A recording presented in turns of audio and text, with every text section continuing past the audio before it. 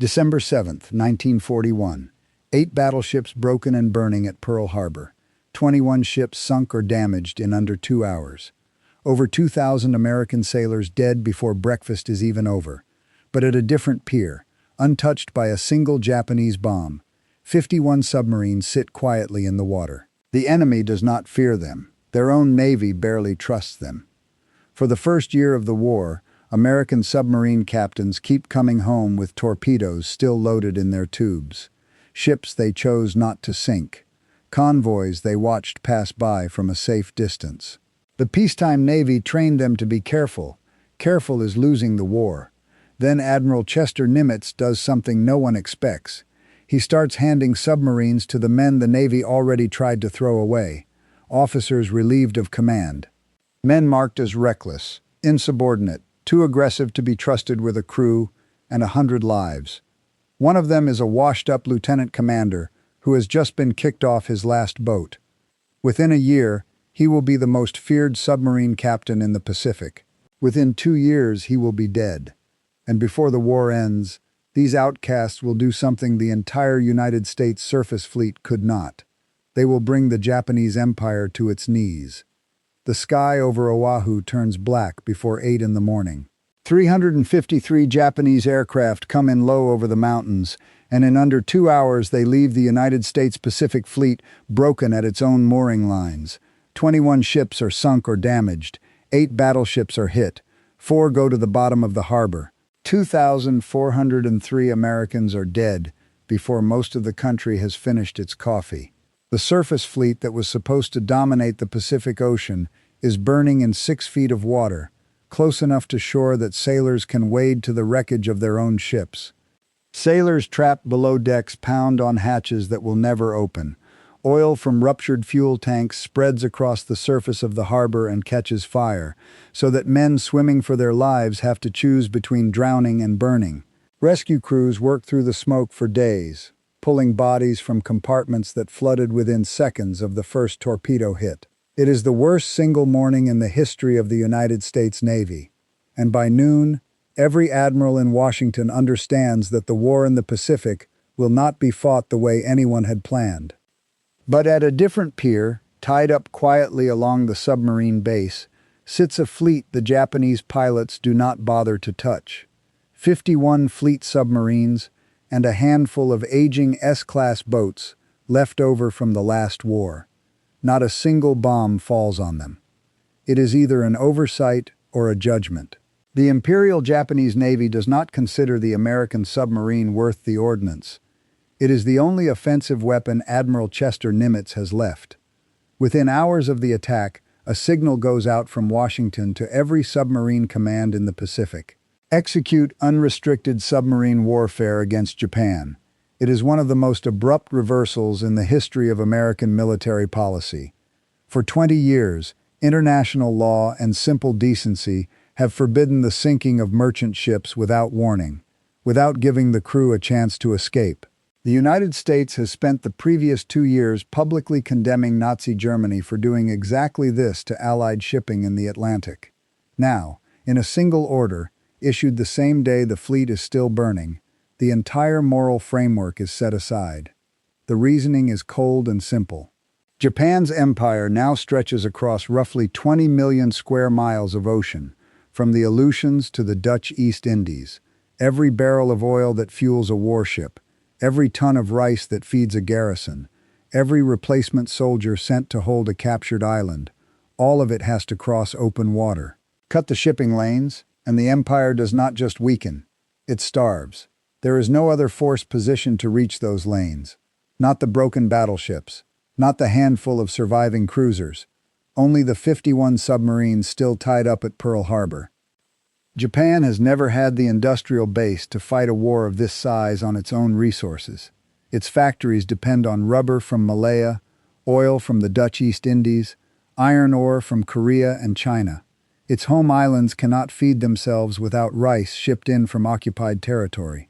Every gain the Imperial Army has made in the first months of the war, every island seized, every harbor captured, has only stretched that lifeline further across open water and made it more vulnerable to exactly the kind of war Nimitz is now ordering his submarines to fight. Nimitz understands this better than almost anyone in the Navy. In the First World War, he served as Chief of Staff to the commander of the Atlantic Submarine Force. He has seen what these boats can do when they are used correctly, and he has seen what happens when they are wasted through caution. But understanding a strategy on paper and executing it across an ocean are two very different problems, and the men who will have to solve it are about to find out just how different. Every man who volunteers for submarine duty already knows the odds are not good. A war patrol means 60 to 75 days submerged in a steel hull barely wider than a hallway, thousands of miles from the nearest friendly port. The air inside turns thick with diesel fumes and the smell of unwashed bodies packed too close together for too long. Fresh water is rationed by the cup. Fresh food is gone within the first 2 weeks, replaced by powdered eggs and flour crawling with weevils. Men learn to eat in the dark rather than look too closely at what is on the fork. None of that is the real danger. The real danger is silence. A single depth charge, dropped close enough, can crack a pressure hull like an eggshell. When the attack comes, the crew does not run. They cannot run. They sit still in the dark and listen, counting the seconds between explosions, waiting to find out if the next one will crush their boat into scrap at 300 feet. Sealing 70 men inside a coffin that will never be found. By the time the war ends, 52 American submarines will be lost. 3,505 men will not come home, a casualty rate above 20%, the highest of any branch in the entire United States military. Men who survive a depth charge attack rarely talk about it afterward, even years later, even to their own families. They describe it only in fragments. The sound of a destroyer's screws passing directly overhead, growing louder, then fading, then growing louder again as the ship turns for another run. The metallic groan of the hull flexing under pressure it was never quite built to withstand. The particular silence that falls over a crew when the captain gives the order for absolute quiet, no talking, no footsteps, not even the clink of a wrench against a pipe, because somewhere above them, a sonar operator is listening for exactly that sound. In Tokyo, none of this registers as a threat worth worrying about. The Imperial Japanese Navy assigns anti-submarine warfare a low priority. On the entire Naval General Staff, only one officer is primarily responsible for overseeing it.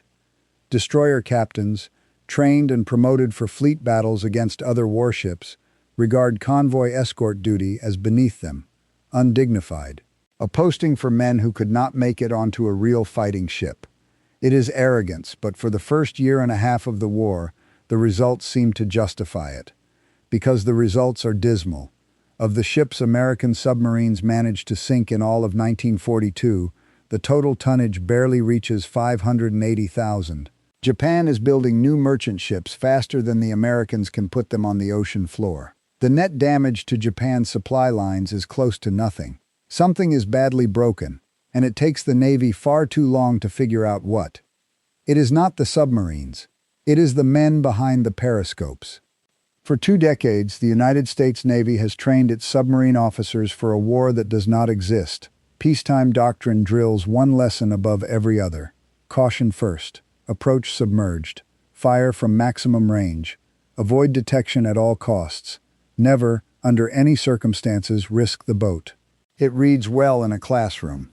In actual combat, it is losing the war one canceled attack at a time. Patrol after patrol returns to Pearl Harbor with torpedoes still sitting untouched in their tubes. Captains file reports describing enemy contacts they decided not to pursue, ships they chose not to engage. Entire convoys watched through a periscope from a safe, comfortable distance, then left to sail on unharmed. The reports read like training exercises, careful, methodical, and utterly useless. Part of the problem is built into the very structure of submarine command. A submarine captain in the Pacific in 1942 operates with almost total autonomy. Once his boat submerges and leaves port, he answers to no one until he returns. A cautious man can spend an entire 2-month patrol, quietly avoiding every fight he can find, and not a single person back at headquarters will know until the boat ties up at the dock and the paperwork is filed. That paperwork eventually lands on the desk of Rear Admiral Charles Lockwood, who arrives at Pearl Harbor in February of 1943 to take command of the Pacific Submarine Force. His predecessor, Admiral Robert English, has just been killed in a plane crash, and Lockwood inherits a force already sliding into crisis. He reads through the patrol reports one by one. He goes back through the after-action summaries. The pattern staring back at him is impossible to ignore. Too many captains are taking their boats out to sea and coming back with nothing to show for it except fuel burned and time wasted. Lockwood and his training officer, Captain John Babe Brown, begin going through the entire roster of submarine commanding officers looking for exactly one quality: aggression. What they find is brutal. Within the first 18 months of the war, a full third of the Pacific Fleet's submarine captains are relieved of command. Some are quietly shuffled into desk assignments. Others are sent home to run training schools far from any actual fighting. The message that ripples through the submarine base is impossible to misread. A cautious man will not be given a boat in this war. Among the officers already marked as a problem, already treated as a disappointment before Lockwood has even finished unpacking his bags, is a lieutenant commander who has just been quietly removed from his own command. On paper, by every standard the peacetime Navy has ever used to judge an officer, his career already looks finished. What nobody in that peacetime Navy has bothered to ask is what happens when you take the very quality that got him fired and point it directly at the enemy. Nimitz gives Lockwood a mandate that runs against everything the peacetime Navy has ever rewarded. Stop protecting careful men. Find the officers whose fitness reports call them insubordinate, reckless, difficult to work with, and give them boats instead of desk jobs. It is a philosophy that will remake the entire submarine force, and it is about to hand one of the least likely commands of the war to a man the Navy had already written off. The problem is not only which men are given command, it is the weapon those men are given to fight with. The Mark 14 torpedo is standard issue for every fleet submarine in the Pacific, and it is broken in ways that will take the Navy the better part of 2 years to fully understand. It runs, on average, 11 feet deeper than the depth its own crew sets it to. Its magnetic exploder, designed to detonate beneath a ship's keel and break its back in a single strike, fires early, fires late, or does not fire at all. Its backup contact exploder, meant to trigger on direct impact with a hull, is so poorly designed that a torpedo striking dead center at a 90-degree angle, the textbook perfect shot, often crushes its own firing pin instead of igniting the warhead. Captains who do everything right, who close to the correct range, who calculate the correct lead angle, who fire a perfect spread down the length of an enemy ship, watch their torpedoes pass harmlessly beneath the target, or explode uselessly short of the hull, or simply vanish into the water without detonating at all. Off the coast of Indochina, one captain lines up a submerged shot against a loaded tanker at 400 yards, about as close to a guaranteed kill as the war will ever offer. He fires 4 torpedoes in a spread built exactly the way the manual prescribes. The crew listens through the hull, waiting for the explosions that are supposed to end the tanker's voyage. Nothing comes. Not one hit. Not one detonation. The tanker sails on, oblivious, while the captain stares at his own periscope reticle, wondering if he has simply forgotten how to do his job. He has not. The torpedo, exactly as designed, has passed 11 feet beneath a target it should never have missed. When these captains radio back reports of the failures, the Bureau of Ordnance in Washington does not investigate its own weapon. It blames the men firing it. Poor maintenance, bad marksmanship, nerves. The insult lands harder than any depth charge. Men who have just spent 70 days in a steel tube dodging destroyers are now being told by desk officers who have never submerged in their lives that the failure is their own. Lockwood does not accept it. At a wartime conference in Washington, in front of the assembled admirals of the Bureau of Ordnance, He lays out patrol report after patrol report, describing torpedoes that run deep, explode early, or fail entirely. He demands they fix the weapon. If the Bureau of Ordnance cannot provide us with torpedoes that will hit and explode, he tells them, then for God's sake, get the Bureau of Ships to design a boat hook with which we can rip the plates off the target's sides. It is nearly 2 full years into the war, September of 1943, before every defect in the Mark 14 is finally corrected. For 18 months, American submarine crews have been risking their lives to deliver weapons that do not work. Frustrated with a bureau that refuses to believe its own weapon is broken, Lockwood orders a blunt, physical experiment. Submarines fire live Mark 14 torpedoes into a steel fishing net, strung across a channel near Hawaii, so that instead of trusting reports and calculations, everyone can watch the wake and measure exactly where each torpedo actually runs. The results confirm everything the frustrated captains have been reporting for over a year. The torpedoes are running far deeper than the depth dialed into their control settings. It is not the men. It has never been the men. The combination very nearly cost Japan its own margin of safety without a fight. Early defeats, dismal tonnage numbers, torpedoes that fail even when the approach is flawless, all of it convinces the Imperial Japanese Navy that the American submarine threat is manageable, maybe even negligible. Japanese naval commanders invest almost nothing in anti-submarine warfare. They build no real convoy escort system. Destroyers are assigned to merchant escort only reluctantly, and the crews sent to do it are poorly trained in sonar work and depth charge tactics. It is a miscalculation born directly out of America's early failures, and it will cost Japan its empire. But none of that has happened yet, and Lockwood knows he cannot wait for Washington to fix a torpedo before he starts fixing his captains. He needs killers. And in February 1943, sitting in a file somewhere in the stack of officers already marked as problems, is a name that most of the peacetime Navy would tell you does not belong anywhere near a submarine's control room. Lieutenant Commander Dudley Morton. Mush to the men who serve under him. By every official standard the Navy has used to judge him, he is a failure. He has just been relieved of command of the USS Dolphin after his division commander loses all confidence in his ability to solve the boat's ongoing material problems. It is the kind of relief that ends a career. Officers do not come back from being pulled off a boat mid-war and quietly reassigned to a training desk. Captain Babe Brown reads Morton's file and sees something different than a failure.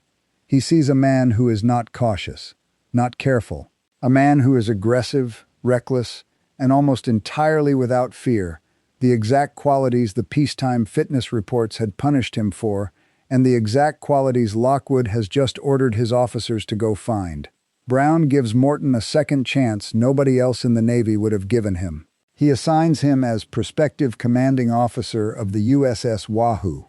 Morton does not fit the profile the Naval Academy has spent decades cultivating. He is loud where the Navy prefers quiet. He argues with superiors where the Navy prefers deference. Fellow officers describe him as a bull of a man, built more like a football lineman than a submarine officer, with a booming laugh and an even louder temper when he senses timidity in the men around him. None of that has ever counted for anything on a fitness report. In 1943, on the deck of a boat nobody expects much from, it turns out to be exactly what the war needs. For an officer relieved of command in 1943, there is no clean way back. A ship's captain who loses his boat carries that mark for the rest of his career, regardless of what caused it: mechanical failure, bad luck, or simple misjudgment. Some of the men Lockwood removes never go to sea again. They finish the war behind a desk, reading about battles other men are fighting, wondering if a different approach on a different patrol might have saved their command. Morton is one of the very few men in this position who has ever given a second boat at all.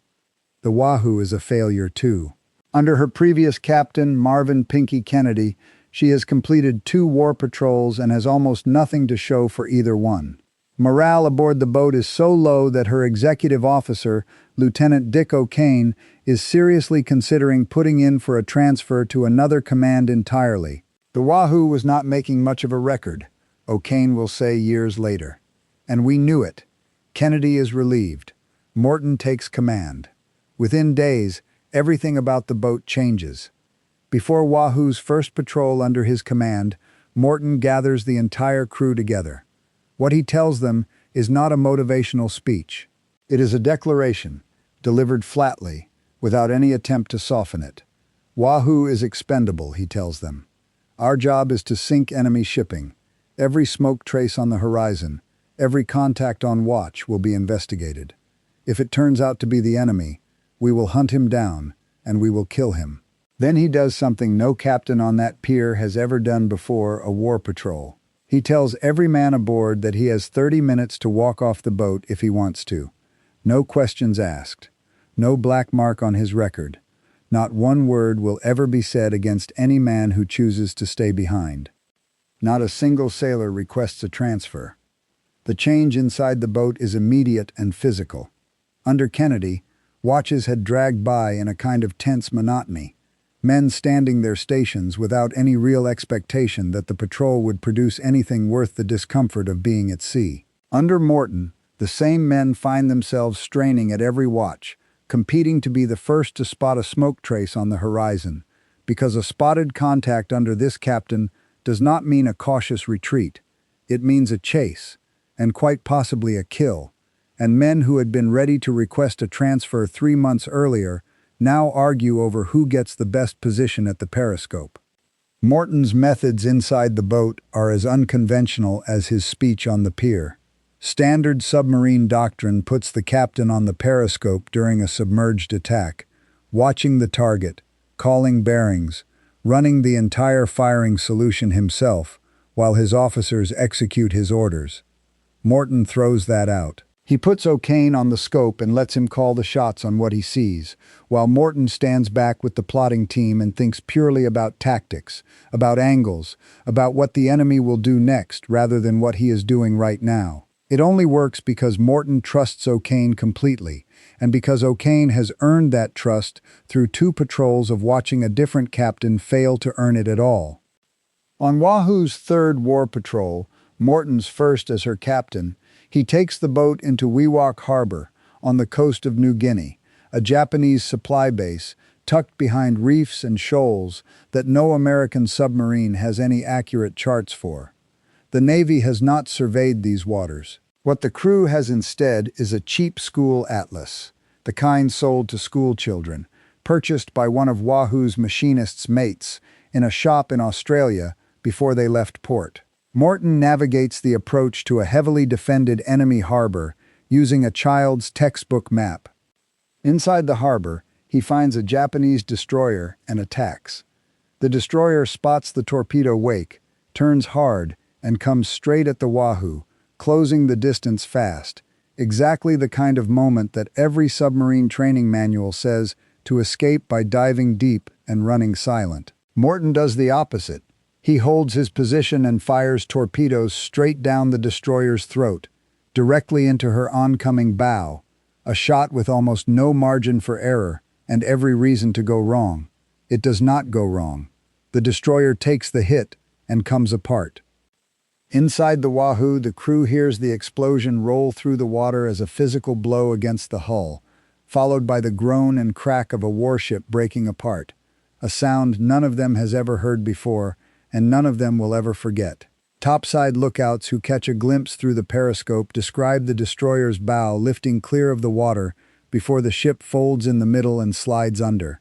For a crew that has spent 2 previous patrols returning to port with empty logs and unfired torpedoes, it is the first time the abstract idea of victory becomes something they can actually feel through the deck plates under their feet. Word of the attack spreads through the submarine force before Wahoo even returns to port. Over the following weeks, Morton hunts merchant convoys with something closer to a wolf stalking a flock than a warship executing doctrine. He surfaces at night to attack, running on the diesel engines in the open air, where his boat is faster and harder to detect visually than it would be submerged. He chases ships for hours across open water, running down vessels that believe they have already outrun him. On Wahoo's fourth patrol, hunting through the Yellow Sea, he sinks 9 ships in a single sweep, the most productive war patrol turned in by any American submarine captain to that point in the entire war. Some of the ships go down after chases that stretch on for the better part of a night, Morton refusing to break off pursuit even as fuel gauges drop, and the risk of running into a Japanese patrol craft grows with every passing hour. Crewmen who serve under him later describe the strange calm that settles over him in the middle of an attack, a stillness that has nothing to do with recklessness and everything to do with a man who has simply decided, once and for all, that hesitation kills more submariners than aggression ever will. Lockwood's aggressive captains are not simply performing better than the cautious men they replaced. They are inventing a version of submarine warfare the Imperial Japanese Navy has never had to plan for. Morton's success produces something even more valuable to the war effort than his own tonnage totals. It produces students. Dick O'Kane, trained inside Morton's system for 2 full patrols, receives his own command, the USS Tang. He takes everything Morton taught him on that plotting table and sharpens it further. Night surface attacks pressed to point-blank range. Daylight surface cruising with extra lookouts posted so the boat can spot trouble before trouble spots her. Firing solutions calculated so close to the target that a miss becomes almost impossible. Other submarine captains look at O'Kane's approach and call it suicidal. The results silence every one of them. Across 5 war patrols, O'Kane sinks 33 ships, 116,454 tons of Japanese shipping, the highest total ever credited to a single commanding officer in the American submarine service. On one patrol, O'Kane surfaces in the middle of a convoy at night, rather than firing from a distance and slipping away, close enough that Tang's silhouette is nearly invisible against the dark coastline behind her, while the escorting destroyers scan the open water further out to sea, looking for a threat in exactly the wrong direction. It is the kind of position that offers no room for error and no way to dive clear if something goes wrong, and O'Kane holds it anyway, firing torpedo after torpedo into ship after ship until the horizon behind him is lit by burning tankers.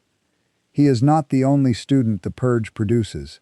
At Pearl Harbor, an officer named Slade Cutter takes command of the USS Seahorse in October of 1943, after her previous captain is relieved by Lockwood for the same reason so many others have been relieved, not aggressive enough.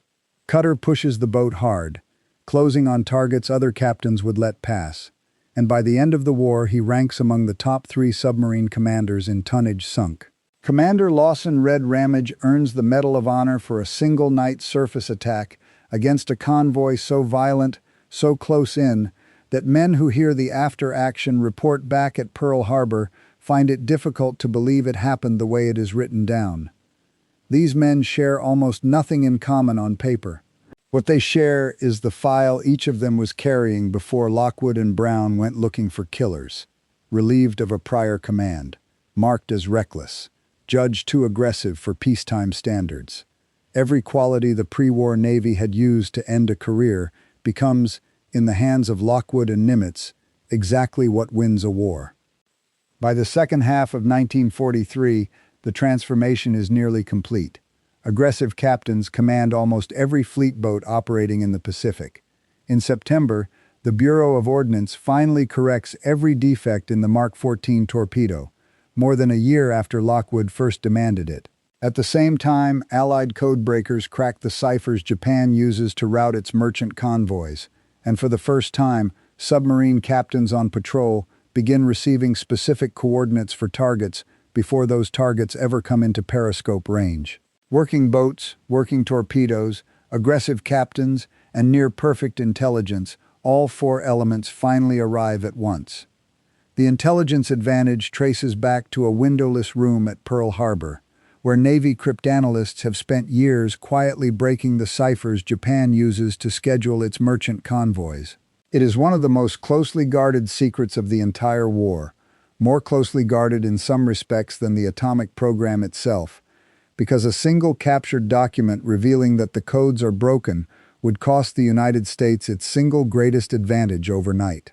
Submarine crews receiving these coordinates are never told exactly how headquarters knows where a convoy will be. They are simply told where to wait.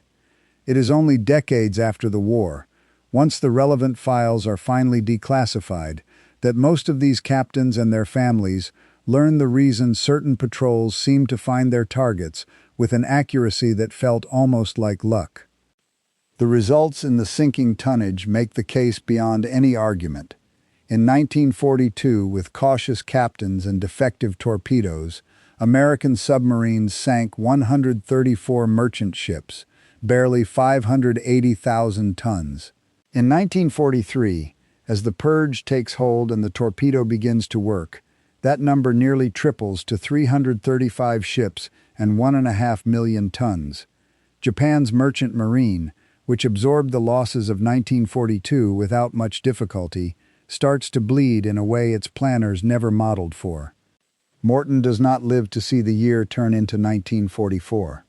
In October of 1943, on Oahu's 7th War Patrol, the boat is caught on the surface in the La Perouse Strait, a narrow, heavily patrolled channel near the Japanese home islands, by aircraft flying anti-submarine patrol out of bases on Hokkaido. There is no warning run, no depth charge countdown for the crew to survive by counting seconds. The aircraft attack finds the boat before she can dive to safety. All 79 men aboard are killed. Oahu simply stops answering her radio, and after enough silent days pass, Pearl Harbor understands what that silence means. When the news reaches Lockwood, he writes it down in words that read less like an official report and more like grief. It just didn't seem possible that Morton and his fighting crew could be lost, he writes. I'd never have believed the Japs could be smart enough to get him. The man the peacetime Navy tried to throw away, the officer whose fitness reports once ended his career, has by then sunk more enemy tonnage than almost any other commander in the Pacific Submarine Force, has trained the man who will go on to become the single highest-scoring submarine captain of the entire war, and has changed, permanently, the way the United States Navy fights beneath the surface of the ocean. He does not live to see any of the victories his own tactics are about to make possible for everyone who learned from him. At the submarine base back on Oahu, Oahu's empty berth stays marked with her name for weeks after Pearl Harbor stops expecting her radio call. A small, stubborn refusal to erase a boat that had spent less than a year in Morton's hands and had in that time sunk more Japanese tonnage than most submarines manage across the length of the entire war. The crews of other boats walk past that empty berth on their way out to their own patrols, and more than one of them will later say it was the closest thing the submarine force had to a monument, long before anyone got around to building one out of stone. Losses like Oahu's do not stay isolated to one boat or one crew. Every submarine base in the Pacific runs on tight, overlapping friendships, built during years of shared training and shared ports. And when a boat goes missing, the news moves through those bases within hours, long before any official casualty list is posted. Wives and mothers back in the United States receive only a telegram stating that a husband or son is missing and presumed lost, with no details about where or how or whether there was any warning at all. For the families of Oahu's 79 men, that telegram arrives without ever mentioning La Perouse Strait, without ever mentioning Japanese aircraft, without any of the specifics that might have let them understand what actually happened to the men they loved. By 1944, the doctrine Morton died proving is not an experiment anymore. It is standard practice. Nearly every fleet boat in the Pacific is commanded by a man cut from the same cloth. Lockwood and Brown went looking for 2 years earlier, and every one of those boats now carries a torpedo that finally works. The result is not an improvement, it is an explosion. In 1944, American submarines sink 603 merchant ships, 2.7 million tons of Japanese shipping, more than the first 25 months of the entire war combined. But the true damage that year goes far beyond merchant hulls. During the Battle of the Philippine Sea in June, American submarines sink the fleet carriers Shokaku and Taiho, tearing two of Japan's largest and most modern flight decks out of the war before their aircraft ever reach the American fleet. In October, at the opening of the Battle of Leyte Gulf, two submarines lying in wait in the Palawan Passage sink, or cripple three heavy cruisers of the Japanese battle fleet within minutes of each other, gutting the formation before it ever comes within gun range of the ships it was sailing to destroy. In November, the battleship Congo goes down to a submarine torpedo, the only Japanese battleship sunk by an American submarine in the entire war. Weeks later, the carrier Shinano, the largest warship ever built by Japan and the largest vessel any submarine will sink in the entire war, goes to the bottom on her maiden voyage, barely 10 hours after leaving port. The sinking of Shinano alone takes place after a tense, hours-long surface chase, the submarine Archerfish trailing the carrier's escort screen through the night at flank speed, gambling that a heavily loaded warship on her maiden voyage, undergoing sea trials with an inexperienced crew, will hold a predictable course. The gamble pays off. 4 torpedoes strike home below the waterline, and a ship displacing more tonnage than any aircraft carrier built in the war rolls over and sinks before the sun comes up, taking most of her crew down with her on a voyage that has not yet reached its first full day at sea. None of these are accidents of a lucky patrol. They are the direct, compounding result of a policy decision made 3 years earlier, on the day Nimitz looked at a burning harbor and decided the outcasts were worth the risk.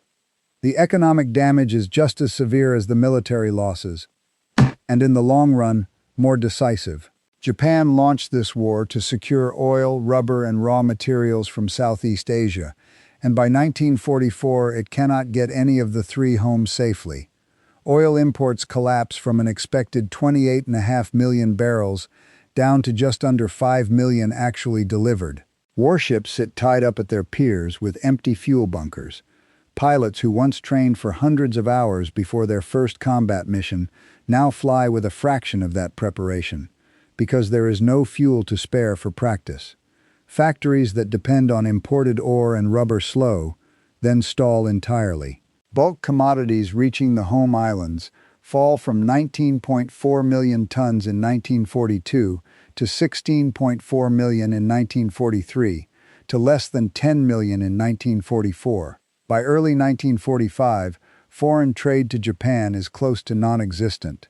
The merchant marine that once carried the lifeblood of the empire across its conquered territory has lost more than 75% of its total tonnage. The shortages reach far beyond the fleet and the factories.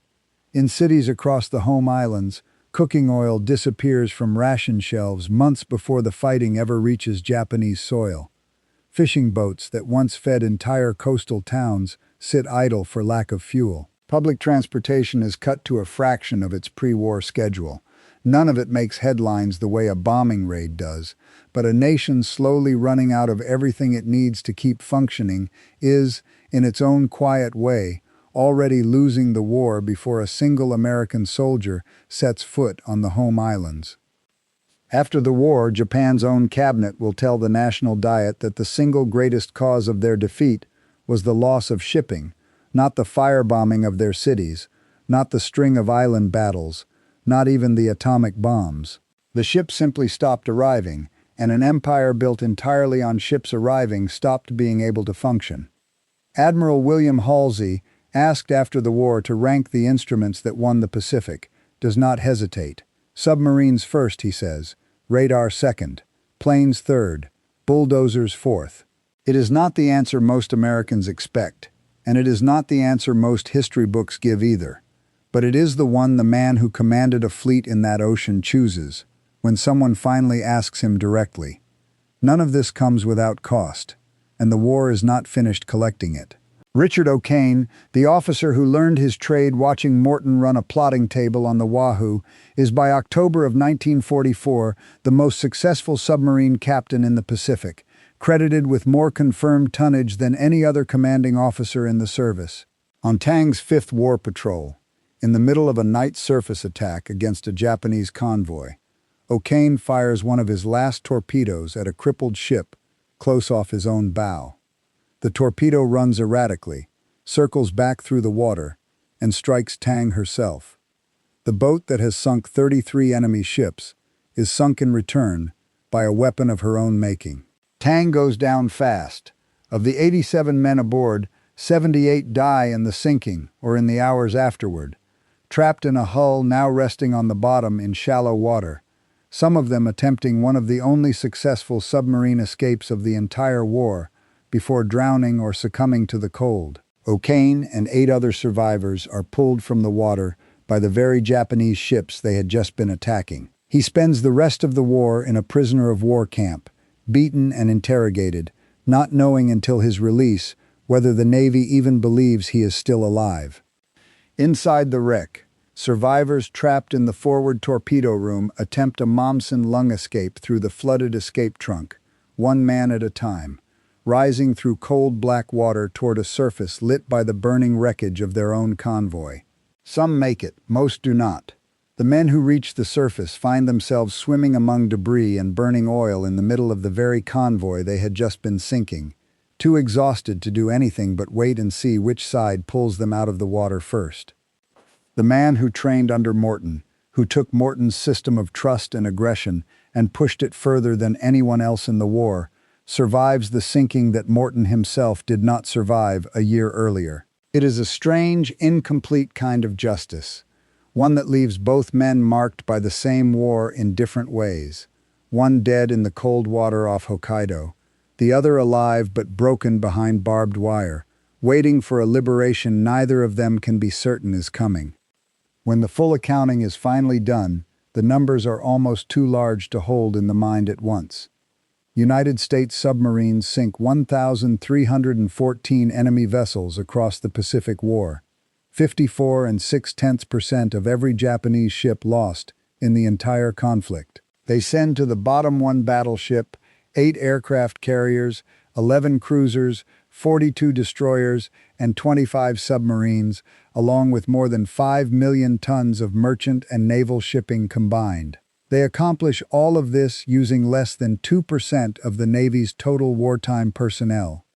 The cost of that accomplishment is 52 American submarines lost, and 3,505 officers and enlisted men who do not come home. A casualty rate above 20%, the highest of any branch in the entire United States military, paid by a force that never numbered more than a small fraction of the men who wore a Navy uniform. Chester Nimitz, who signed the order for unrestricted submarine warfare on the very first day of the war, sums up what that force actually did for the country that so nearly wrote it off. During the dark early months of the war, he says, it was only the tiny American submarine force that held off the Japanese Empire and enabled our fleet to replace its losses and repair its wounds. It is not an exaggeration. It is closer to an understatement. The men who served in the submarine force were sworn to secrecy for the duration of the war, and many of them kept that silence for the rest of their lives, never describing a depth charge attack to a wife, never mentioning a captain's name to a son, never once explaining why a folded flag or a small box of medals sat quietly in a closet instead of on a wall. The silent service remains, even now, one of the least publicized campaigns of the entire Pacific War, fought largely out of sight, 300 feet beneath the surface, by men whose own government asked them never to talk about what they had done. Lockwood and Nimitz built that force out of the officers the peacetime Navy had already decided to throw away. Men marked as reckless, men judged too aggressive, too insubordinate, too difficult to trust with a command. In a war fought by rules the enemy never expected and doctrine the pre-war Navy never anticipated, it turned out that the rule book was the very first casualty, and the men who had already broken it were the only ones capable of winning what came after. 52 submarines still rest on the floor of the Pacific Ocean. 3,505 names are carved into memorials that most Americans have never visited and most Americans will never know to look for. The numbers, quiet as they are, speak for themselves. Decades later, Aging veterans of the submarine force gather at reunions that grow smaller every year, trading stories they once could not tell their own families, still measuring their lives against patrols that lasted 75 days and felt, at the time, like they might never end. They do not describe themselves as heroes. Most of them simply say they did the job the Navy finally trusted them to do. Once somebody was willing to look past what a fitness report said and ask what a man was actually capable of under fire.